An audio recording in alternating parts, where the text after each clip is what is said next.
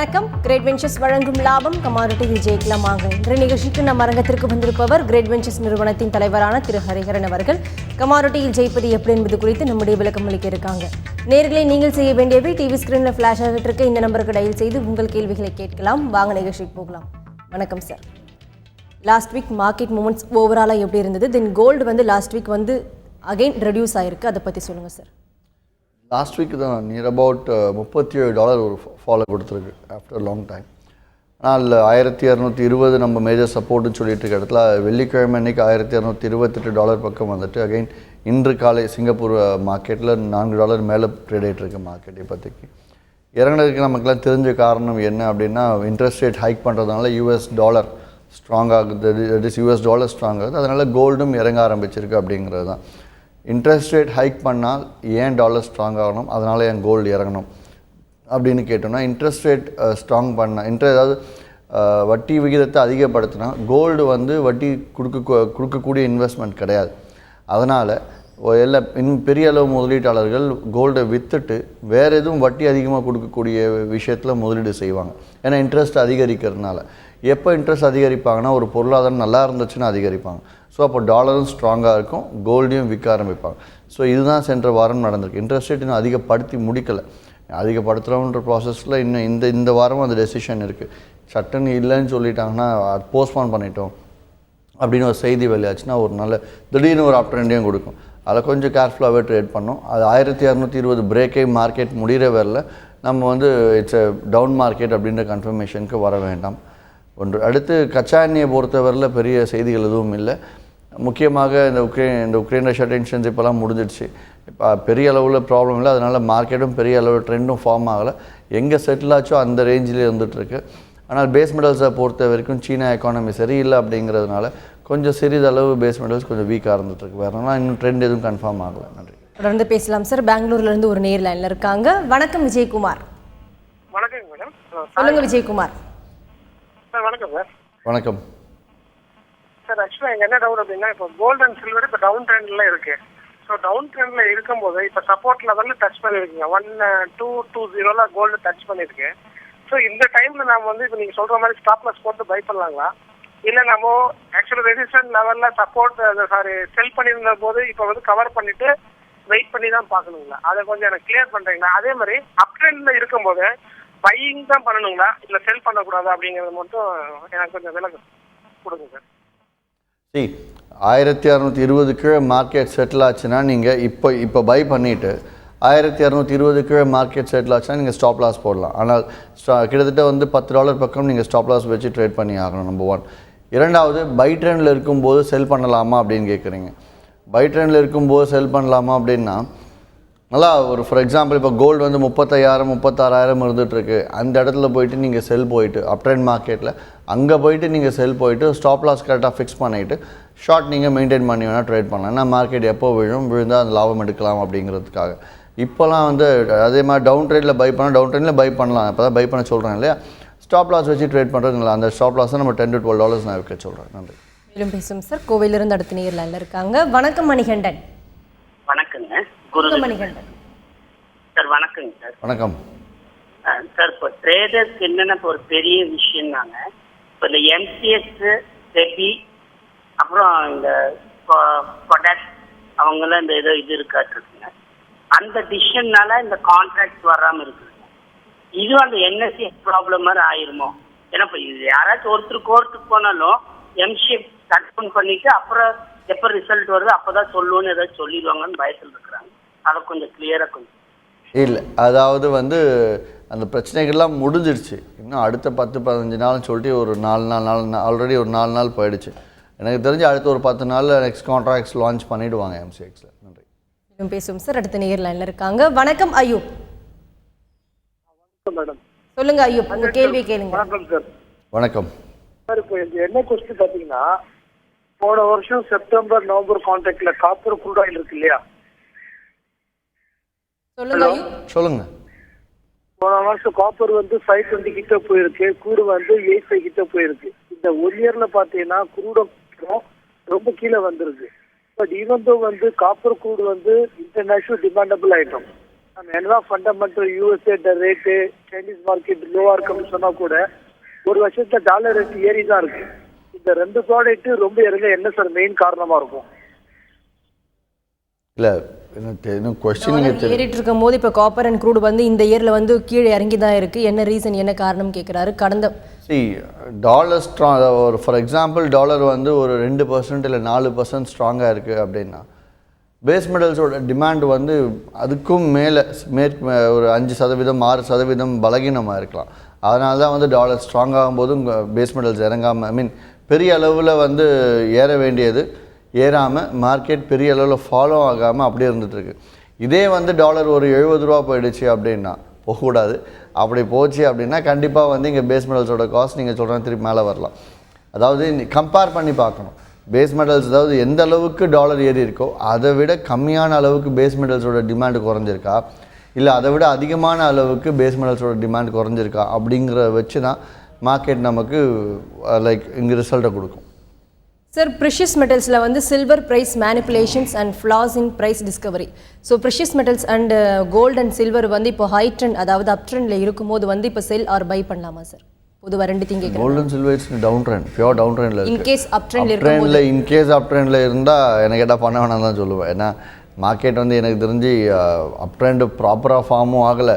Down ட்ரெண்ட்னா என்னத்தையும் அடித்து எங்கேயோ போய் நின்றுருக்கணும். ஈவன் இந்த யூஎஸ் மார்க்கெட் ஆல்சோ அங்கேயும் பெரிய ஃபால் இல்லை.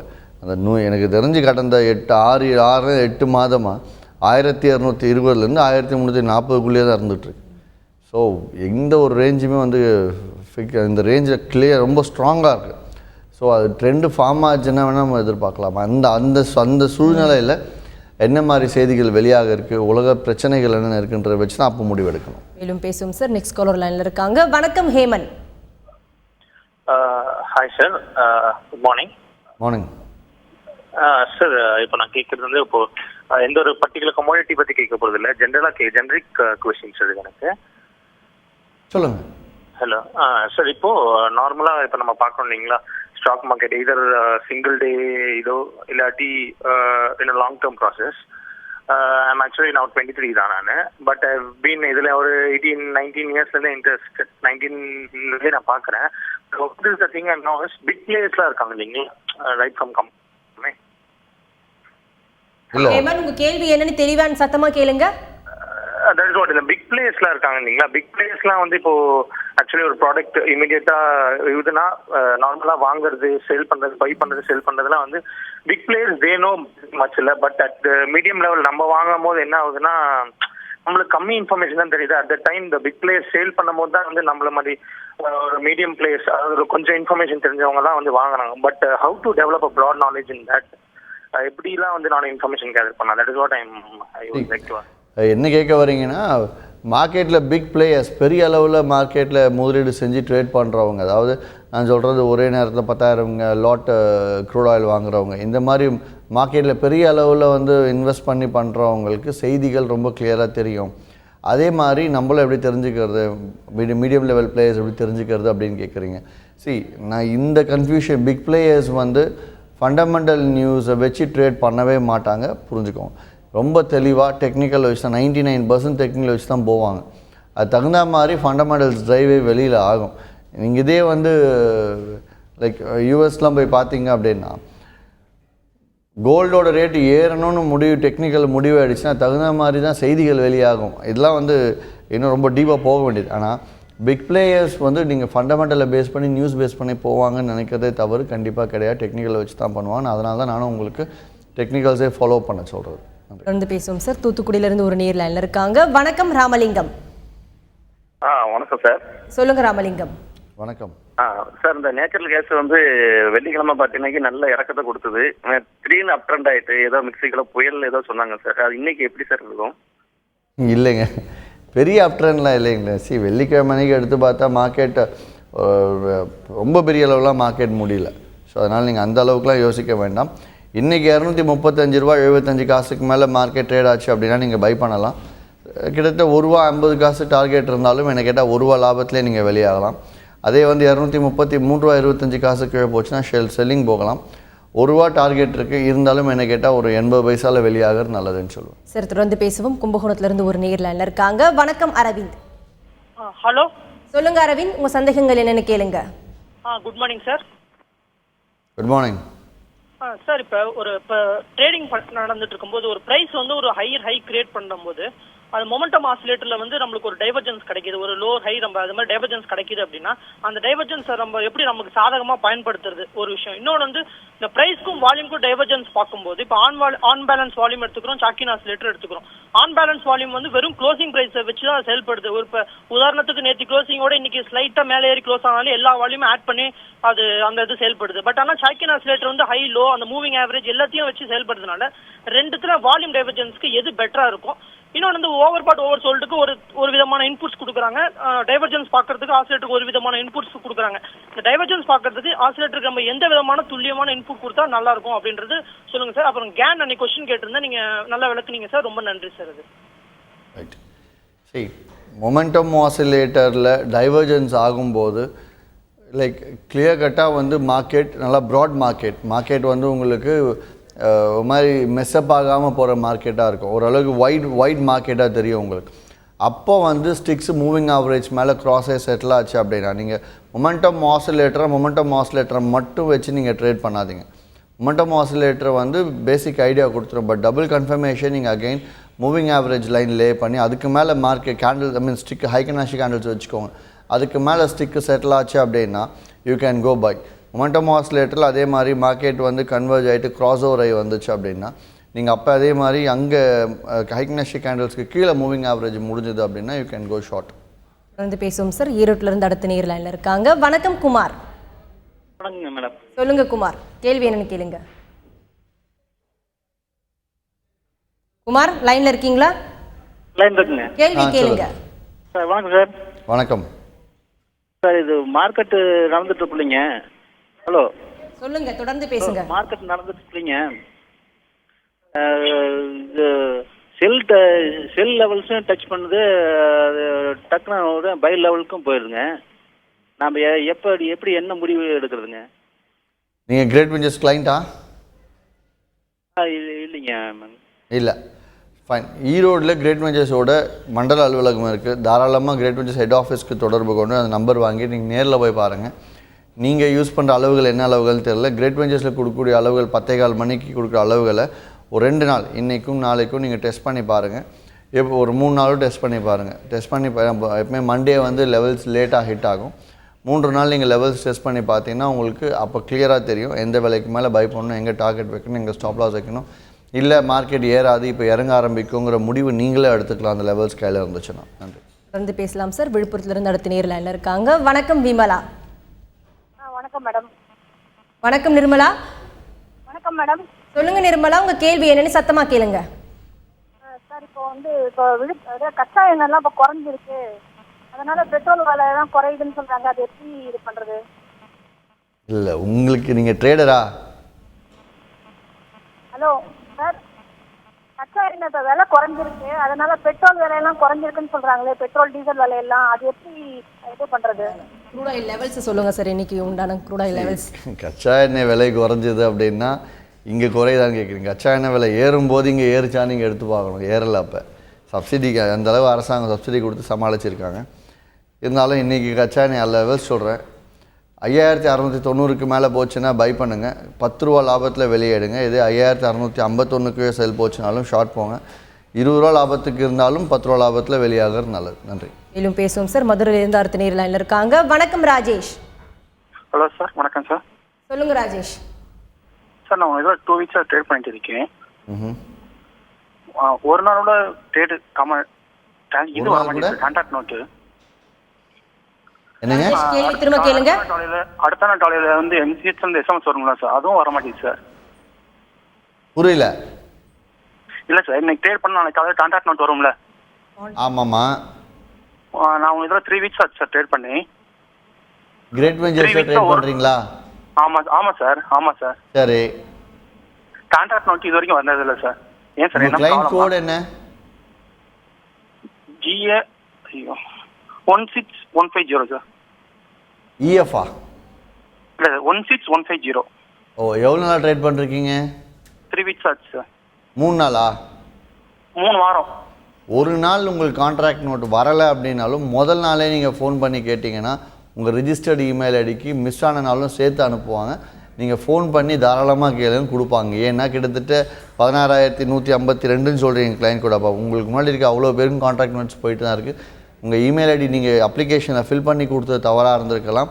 இல்லைன்னா உங்களுக்கு அனுப்பிச்சு நீங்கள் வேறு இமெயில் ஐடிக்கு அனுப்பிச்சிருக்கலாம் நாங்களே கூட. ஏன்னா நீங்கள் கொடுத்த இமெயில் தவறாக இருந்துச்சு அப்படின்னா நீங்கள் சொன்னீங்கன்னா அதை மாற்றி கரெக்டாக திருப்பி அந்த பழைய கான்ட்ராக்ட் நோட்ஸ்லாம் திருப்பி ஃபார்வர்ட் பண்ணி விடுவாங்க. நன்றி sir. Precious metals current moments எப்படி இருக்குது? தென் ஸ்பெகுலேட்டர்ஸ் ட்ரேடிங்கில் என்ன ரோல் இருக்குது அவங்களுக்கு? தென் அதே மாதிரி speculators hold the shorts keep markets range bound சொல்லியிருக்காங்க. அதை பற்றி சொல்லுங்கள் சார். ஸ்பெகுலேட்டர்ஸ் ஷார்ட்ஸி அது ஒன்றும் கிடையாது. ஸ்பெகுலேட்டர்ஸ்னால் யாருன்னா இந்த மாதிரி ரீட்டைல் ட்ரேடர்ஸ். அதாவது தங்கத்துக்கும் அவங்களுக்கும் சம்மந்தம் இருக்காது. ஆனால் தங்கத்தோட விலை ஏற்றமாக இருக்கிறதுல லாபத்தை பார்க்குறவங்க, லாபமோ நஷ்டமோ பார்க்குறவங்கள தான் ஸ்பெகுலேட்டர்ஸ் அப்படின்னு சொல்லுவாங்க. ஸோ அந்த மாதிரி ஸ்பெகுலேட்டர்ஸ் மார்க்கெட் இறங்கும் அப்படிங்கிற ஒரு கணிப்பில் ஷார்ட்டில் வச்சுட்டு இருக்கிறதுனால மார்க்கெட் ஏறவும் முடியாமல் இறங்கவும் முடியாமல் இருந்துகிட்ருக்கு அப்படிங்கிறது தான் சொல்ல வராங்க. Sir, crude oil looks positive for short term சொல்கிறாங்க. இப்போ உக்ரைன் ரஷ்யா டென்ஷன் மோரோவர் அதாவது ஃபைனல் ஸ்டேஜ்க்கு வந்துடுச்சு. ஸோ இந்த டைமில் ரைஸ் ஆகுமா? அதாவது க்ரூட் ஆயில் ஒரு நல்ல பாசிட்டிவ் மூமெண்ட் கொடுக்குமா சார்? ஆயில் பாசிட்டிவ் மூமெண்ட் கொடுக்குற மாதிரி தெரியல. அதாவது எனக்கு தெரிஞ்சு டெக்னிக்கலாக பார்த்தோன்னா $89 கீழே முடிவடைஞ்சுன்னா மார்க்கெட் கொஞ்சம் வீக் ஆகலான்னு சொன்னேன். ஆனால் மார்க்கெட் அதுக்கு மேலே தான் இருந்துகிட்ருக்கு. ஸோ ஷார்ட் டேர்மில் பாசிட்டிவ் மூமெண்ட் கொடுக்கலான்னா சாத்தியம் இருக்குது. ஆனால் இப்போ பாசிட்டிவ் மூமெண்ட்டில் கிடையாது. இப்போ ஃபார் எக்ஸாம்பிள் இன்னிலேருந்து மார்க்கெட் டெக்னிக்கலாக ஒரு பாட்டம் க்ரியேட் ஆகிருக்கு. இங்கேருந்து திருப்பி மேலே பவுன்ஸ் பேக் ஆகுதுன்னா இது ஆகிறதுக்கான சான்சஸ் இருக்குது. சார், தொடர்ந்து பேசுவோம். திருச்சியிலிருந்து ஒரு நேரில் இருக்காங்க. வணக்கம் சரவணன். வணக்கம் மேடம். சொல்லுங்க சரவணன், கேள்வி என்னன்னு கேளுங்க. சார் வணக்கம் சார். வணக்கம். ஒன்றும் சார், டெக்னிக்கல் வைஸா இப்போ கொஞ்சம் இதுக்கு முன்னால கூட நேர் ஒருத்தர் கேட்டிருந்தாரு, மொமெண்டம் அது இதுன்னு கேட்டிருந்தாரு.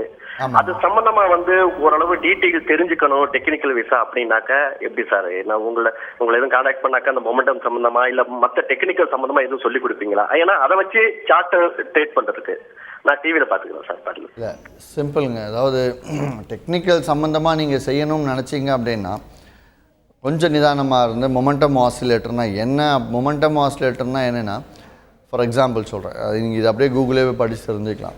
மார்க்கெட் ஒவ்வொரு ரேட்டும் மாற மாற அந்த ரேட்டில் எத்தனை லாட் ட்ரேடாக இருக்குது அப்படிங்கிறத வச்சு அதான் மொமெண்டம்னு சொல்லுவாங்க. அதை வச்சு மூவ் ஆகக்கூடிய அந்த ஆசிலேட்டரில் ஒரு ஃபார்முலா இருக்கும். ஆசிலேட்டர் மீன்ஸ் அதில் பி ஃபார்முலா அந்த ஆசிலேட்டர்.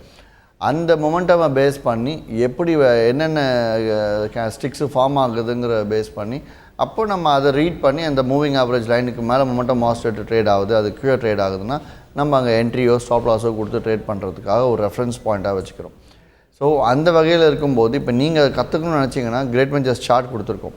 அந்த சார்ட்டை ஃபுல்லாக பழகிக்கிட்டு சூப்பர் ட்ரெண்ட்ஸ்னால் என்னென்னு கீழே கொடுத்துருப்போம். Click here to know about super ட்ரெண்ட்ஸ்னு கொடுத்துருப்போம். அதை கிளிக் பண்ணிங்கன்னா அந்த சைட்டுக்கே போகும். அந்த மாதிரி நாங்கள் எல்லா ஆசிலேட்டர்ஸுமே கொடுக்க போகிறோம். அடுத்த ஒரு மேக்ஸிமம் ஒரு 1 மந்தில் கொடுத்துருவோம்னு வச்சுக்கோங்க. கொடுத்துட்டோம் அப்படின்னா மொமெண்டம் ஆசிலேட்டர் போய் கிளிக் பண்ணால் அதுக்கான விண்டோ ஓப்பன் ஆகும். மொமெண்டம் ஆசிலேட்டர்னா என்ன அப்படிங்கிறது. ஸோ டெக்னிக்கலாக ஓரளவுக்கு நீங்கள் ஈஸியாகவும் கற்றுக்கலாம். நன்றி. பேசுவோம் சார். விழுப்புரத்துலேருந்து நெக்ஸ்ட் காலர் லைனில் இருக்காங்க. வணக்கம் ஹரி. வணக்கம் மேடம். சொல்லுங்கள் ஹரி. என்னோட கேள்வி என்னென்னா, குருடுக்கும் நம்ம டாலர்ஸ்க்கும் கோல்டுக்கும் என்ன லிங்க் சார்? 1 2 அப்புறம் எப்போ எந்த நேரத்தில் ஷார்ட் எடுத்தால் கரெக்டாக இருக்கும் சார்? சரி, நான் டிவியில் அப்படியே பார்த்துக்கிறேன் சார். ஓகே. கோல்டு க்ரூட் டாலருக்கு என்ன லிங்க் இருக்குன்னு கேட்குறாரு, சம்மந்தம் இருக்குன்னு. கோல்டு க்ரூட் டாலர் மூணுத்துக்குமே லிங்க் இருக்குது. எப்படின்னா ஃபார் எக்ஸாம்பிள் டாலருக்கும் கோல்டுக்கும் எப்போயும் நேரடியான ஒரு ரிலேஷன்ஷிப் இருக்கும். எப்படின்னா கோல்டு ஏறுற மாதிரி இருக்குது அப்படின்னா டாலர் இறங்கும். சொல்லி அதை விட இன்னும் பெட்டராக சொல்லணும்னா டாலர் இறங்குச்சுன்னா கோல்டு ஏறும். ஏன்னா யூஎஸ் எக்கானமி டாலரும் கோல்டும் ஒரு தெராஸில் வச்சுருக்கா மாதிரி. ஸோ ஏன்னா யூஎஸை பொறுத்த வரைக்கும் அதாவது உலக அளவில் கோல்டு எதை வச்சு ட்ரேட் பண்ணுறாங்கன்னு பார்த்தா டாலர் வச்சு தான் ட்ரேட் பண்ணுறாங்க. ஸோ அதனால் பொருளாதாரம், அமெரிக்க பொருளாதாரம் சரியில்லை அப்படின்னா உலக அளவில் யாரெல்லாம் கோல்டில் இன்வெஸ்ட் பண்ணாங்களோ அவங்க எல்லாம் நஷ்டப்பட வேண்டியதுனா தங்கத்தோட விலை ஏற்றிடுவாங்க. அது ஏற்றிடுவாங்கன்னா யூஎஸ் கவர்மெண்ட் ஏற்றுறது கிடையாது. ஃபியூச்சர் கான்ட்ராக்ட்ஸில் உலக அளவில் எல்லாருமே ட்ரேட் பண்ணக்கூடியவங்க டாலர்லேயும் கோல்டும் ட்ரேட் அவங்களுக்குள்ளேயே ஒரு தியரி க்ரியேட் பண்ணிக்கிட்டாங்க. எப்படின்னா டாலர் வீக் ஆச்சுன்னா உடனே கோல்டு ஏறும், டாலர் ஸ்ட்ராங் ஆச்சுன்னா கோல்டு இறங்கும்ன்ற ஒரு தியரி க்ரியேட் பண்ணிக்கிட்டு அது தகுந்த மாதிரி எல்லாருமே அதில் முதலீடு செய்ய ஆரம்பித்ததுனால கோல்டும் டாலரும் எப்போவுமே ஆப்போசிட் ஒரு 70-80% கொஞ்சம் ஆப்போசிட்டாக மூவ் ஆகும். க்ரூட் ஆயில் என்ன பண்ணோம் அப்படின்னா இன்கேஸ் டாலர் வீக் ஆச்சு அப்படின்னா கோல்டு ஏறுது. ஸோ டாலர் வீக் ஆச்சு அப்படின்னா க்ரூட் ஆயிலோட காஸ்ட் என்ன ஆகும் உங்களுக்கு? நம்ம இம்போர்ட் பண்ணுறோம் க்ரூட் ஆயிலை. இம்போர்ட் பண்ணும்போது என்ன ஆகும்? நமக்கு வந்து க்ரூட் ஆயிலோட காஸ்ட்டு கொஞ்சம் குறையும். இது ஒன்று. ரெண்டாவது, டாலர் வீக் ஆச்சு அப்படின்னா யூஎஸோட எக்கானமி சரியில்லைன்னு அர்த்தம். யூஎஸோட எக்கானமி சரியில்லைன்னா க்ரூட் ஆயிலோட தேவைப்பாடுகள் ரொம்ப ரொம்ப குறையும். ஸோ அப்படி குறைஞ்சுன்னா டிமாண்டு குறையும். டிமாண்ட் குறைஞ்சா விலை குறையும். ஸோ இதுதான் லிங்க் அதுக்கு. மேலும் பேசுவோம் சார். விழுப்புரத்துலேருந்து நெக்ஸ்ட் காலர் லைனில் இருக்காங்க. வணக்கம் வெங்கடேசன்.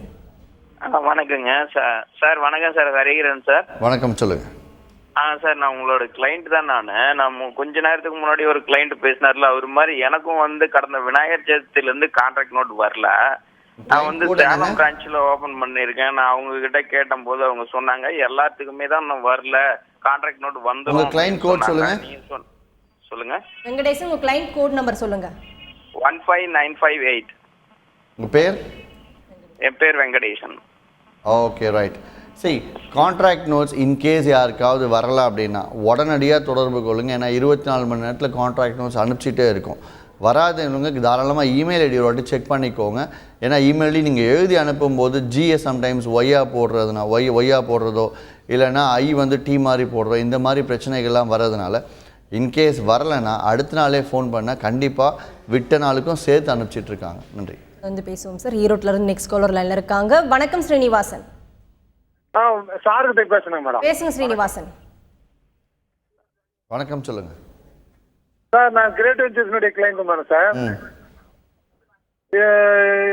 நான் ஒரு 20,000 ரூபாய் போட்டு பண்ணேங்க சார். 20,000 ரூபாய் போட்டு பண்ணிட்டு இருக்காங்க. ஈரோட்ல தான் ஹெட் ஆபீஸ்லங்க. சரிங்க. உங்களுடைய சார்ட் பிரகாரம் பண்ண சார். ஆனால் ஃபெயிலியர் ஆயிடுச்சுங்களா சார்? ஒரு 70 நிமிஷாலே உங்களுக்கு டார்கெட் தான் ஆயிடுச்சுங்க சார். எந்த கமாடிட்டி ட்ரேட் பண்ணுறீங்க? ஸ்ரீனிவாசன் லைன்ல இருக்கீங்களா? இருக்கிற மேடம். எந்த கமாடிட்டில நீங்க பண்றீங்கன்னு கேக்குறாரு. வந்து காப்பர் சில்வர் பண்ணிட்டு இருக்கேன் சார். ரைட். சில்வர் மெகாங்களா மினிங்களா? மினில பண்ணிட்டு இருக்கேன் சார். ஓகே, உங்க கிளைண்ட் கோட் என்ன? 15543ங்க. சரிங்க. இப்போ நீங்கள் சார்ட்டை பார்த்து பண்ணும்போது காப்பருக்கு வந்து மினிமம் மார்ஜின் தேவையே வந்து 24,000 25,000 வந்துடும். நீங்கள் 20,000 மட்டும் போட்டு லிமிட்டை கேட்டு நீங்கள் ட்ரேட் பண்ணீங்க அப்படின்னா கண்டிப்பாக வந்து உங்களுக்கு எடுபடாது. ஒன்று. ரெண்டாவது, நீங்கள் ஸ்டாப் லாஸ் ஹிட் ஆகுது அப்படின்னா எத்தனை நாள் நீங்கள் ட்ரேட் பண்ணி பார்த்துருக்கீங்கிறது ரொம்ப முக்கியம். நீங்கள் எத்தனை நாள் ட்ரேட் பண்ணிருக்கீங்க? நான் இப்போ ஒரு 2 மாதம் பண்ணிட்டு இருக்கேன் சார். 2 மாதமாக ட்ரேட் பண்ணுறீங்களா? 2 மாதமாக ட்ரேட் பண்ணுறீங்கன்னா காப்பர் நீங்கள் லெவல்ஸை பார்த்து ட்ரேட் பண்ணுறதே கிடையாதா? மினில என்னங்க? ஆமாங்க. புரியல. மினில பண்ணிட்டு அதான் லெவல்ஸை பார்த்து ட்ரேட் பண்ணிட்டு இருக்கேன் சார். அது 50 காசு கீழே இறங்குது, டக்குன்னு மேலே போது வந்துடுங்க சார். நீங்கள் டார்கெட் 1 வரும்போது நீங்கள் டார்கெட் 1 புக் பண்ணுறீங்களா இல்லை டார்கெட் 2 டார்கெட் 3க்கு வெயிட் பண்ணுறீங்களா? ஹலோ. சார்ட்டை பார்த்து பண்ணும்போது ஃபர்ஸ்ட் ஆஃப் ஆல் வந்து இன்வெஸ்ட்மெண்ட் காப்பருக்குலாம் 20 மினிமம் 25,000 போது நான் ஒரு 40,000 வச்சு ட்ரேட் பண்ண சொல்கிறேன். கம்மியான அமௌண்ட் வச்சு ட்ரேட் பண்ணாதீங்க. நம்பர் 1. ரெண்டாவது, டார்கெட் 1 மட்டும் பிளான் பண்ணுங்கள். ஸ்டாப் லாஸ் நீங்கள் பிளான் பண்ணாதீங்க. ஸ்டாப் லாஸை கிளியராக வச்சுக்கோங்க. டார்கெட் 2 டார்கெட் 3க்கு நீங்கள் வெயிட் பண்ணாதீங்கன்னு சொல்லுவேன். அப்படி பார்க்கும்போது ஸ்டாப் லாஸ் கொஞ்சம் அதிகமாக தான் இருக்கும். Number of time stop loss hit ஆனது நீங்கள் கிரேட் வெஞ்சர்ஸோட கிளைண்ட்டாக இருக்கீங்கன்றதுனால சார்ட்டை வச்சு போன ஒரு 2-3 மாதத்தில் எடுத்து பாருங்கள். எத்தனை என்ட்ரி கொடுத்துருக்கு, எத்தனை ஸ்டாப் லாஸ் ஹிட் ஆகிருக்கு, எத்தனை வாட்டி டார்கெட் ஹிட் ஆகிருக்குன்னு சொல்லிட்டு செக் பண்ணி பாருங்கள்.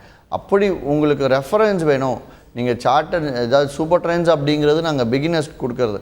நீங்கள் பிகினர் லெவலில் தாண்டுறீங்க அப்படின்னா கூட வந்து அடுத்து MACDலாம் கீழே வச்சு கம்பேர் பண்ணி இந்த என்ட்ரி பாயிண்ட் வந்து ஸ்டாப் லாஸ் கொடுக்கறதுக்கான வாய்ப்புகள் இருக்குங்கிறத நீங்கள் முன்னாடியே ஓரளவு கணிக்கிறதுக்கு சான்சஸ்லாம் MACD வச்சு பண்ணாலே உண்டு.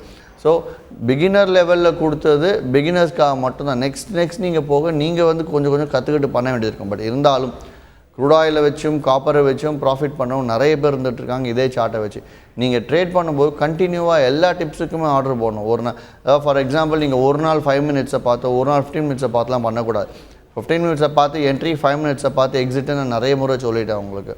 ஸோ அப்படி பார்த்து நீங்கள் ட்ரேட் பண்ணும்போது ஒரு மாதத்தில் எத்தனை என்ட்ரியோ அத்தனை என்ட்ரி நீங்கள் கொடுத்தே ஆகணும். ஒன்று. ரெண்டாவது, லெவல்ஸுக்கு தனியாக ஒரு அக்கௌண்ட்டை வச்சுட்டு லெவல்ஸை பார்த்தும் நீங்கள் ட்ரேட் பண்ணுங்கள். ஸோ தட் எதுலையா ஒன்று நஷ்டமாச்சுன்னா மற்றொன்றத்தில் உங்கள் லாபத்தை கொடுத்து ஆவரேஜ் பண்ணும். நன்றி. Thank you sir. நீங்கள் எங்கள் ஸ்டுடியோக்கு வந்தது கமாடிட்டி ட்ரேடிங் குறித்து பலவிதமான ஏற்றம் இறக்கங்கள் குறித்து நிறைய விஷயங்கள் ஷேர் பண்ணிக்கிட்டீங்க. நேர்கள் கேட்ட ஒவ்வொரு கேள்விக்கும் ரொம்ப பொறுமையாக பதிலளிச்சிங்க சார். நன்றி. நன்றி. வணக்கம். கிரேட் வெஞ்சர்ஸ் வழங்கும் லாபம் கமாரோட்டியில் ஜெயிக்கலாம் வாங்க நிகழ்ச்சிக்கு இன்று நம் அரங்கத்திற்கு வந்திருப்பவர் கிரேட் வெஞ்சர்ஸ் நிறுவனத்தின் தலைவரான திரு ஹரிஹரன் அவர்கள். கமாரோட்டியில் ஜெயிப்பது எப்படி என்பது குறித்து அவர்கள் சொன்ன பலவிதமான கருத்துக்கள் உங்களுக்கு ரொம்பவே யூஸ்ஃபுல்லாக இருந்திருக்கும். மீண்டும் சந்திப்போம். வணக்கம்.